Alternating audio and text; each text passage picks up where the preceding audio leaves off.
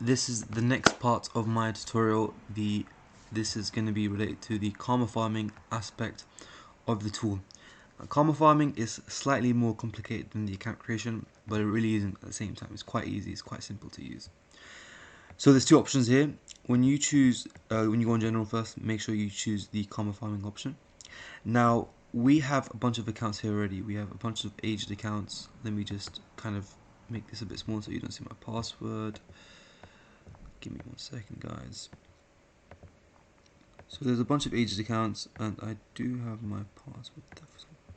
Yeah, so there's a bunch of aged accounts, and the format as username, password, proxy, port, and then obviously there's a few more aspects here that you don't really need to worry about. You can, if you want, you can import the accounts in this format.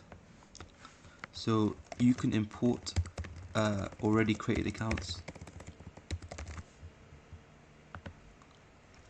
Already created accounts. Format user pass proxy port proxy user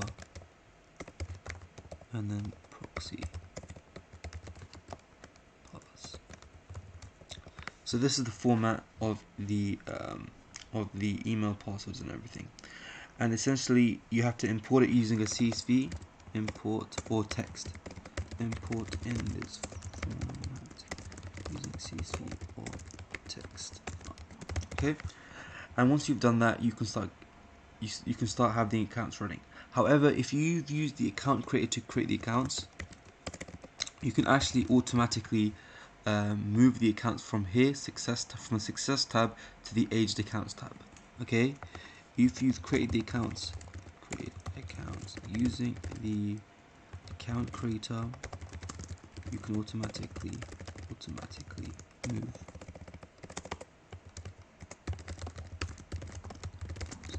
Okay, guys. So I'll just show you exactly how that works. Essentially, once you've created your initial accounts and you want to start comma farming, you can choose how old the accounts have to be before they can be moved to the aged accounts section.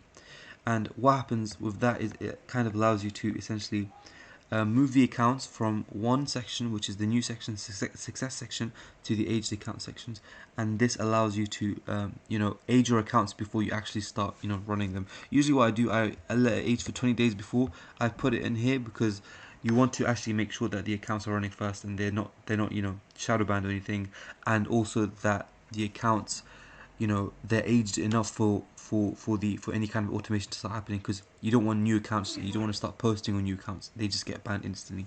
Alright, then the next section that I want to actually talk about is the posts. So this is where you're going to start creating you can start posting stuff. Now posts this is image posts, right? So you get your image posts. For example, here I have a few image posts right here, and you basically use these image posts to you get these image posts here. I have immigrant ones, and they have to basically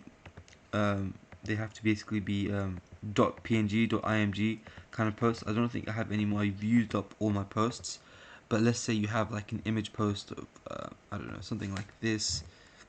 It has to be a .png. It will use this post, and then once it uses it up, it will delete it. Right? So you press select folder, and it will choose that folder. Comments. If you're doing comments, then you can worry about this section. However, if you're not doing comments, you just do the post. How many comments everyone? As I said, this is only for comments. So if you're running comments, you can worry about that. So yeah, now this is the next section, sleep between comments. This is only for the comments. Again, you don't have to worry about this if you're using the posts. Okay, so this is a second run. What that means is that once it does the first run, it waits a bit until it does a second run, if that makes sense. So it runs the first set of threads, and then after it finishes posting on the first set of threads, it will do another run where it will finish posting on the next set of threads. Okay, and it basically, there's a delay between each thread run. So when it runs the first set of threads, there's going to be a delay between each thread run, and this is the delay. You can choose between these numbers. titles in a file. So you can choose how to do the titles. So you can do from the file path. What that means is that you see this the file name here. It will use the name of the file to post the title, if that makes sense. So that title will be dependent on this name here.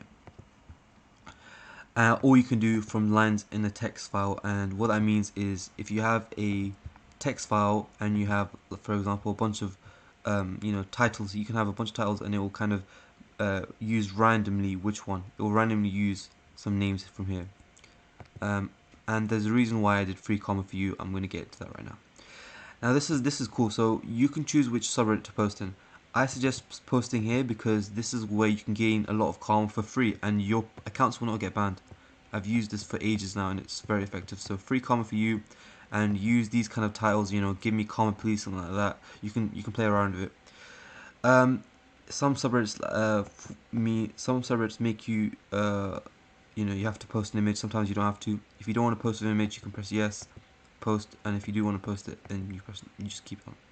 Does post have flares? If it has a flare, you press yes, and then you just type the flare name, and it has to be capitalized if it's capitalized. So case sensitive, please. Just remember that. Minimum comment to post. So if your account has, if the subreddit needs you to have a minimum number of amount of karma, then you can choose. You can basically choose to make sure that the account can only run if it has that amount of karma. So yeah, I think this is pretty straightforward. The next section that's quite important is obviously the proxies. So the proxies can run depending on the format, so which proxies you have.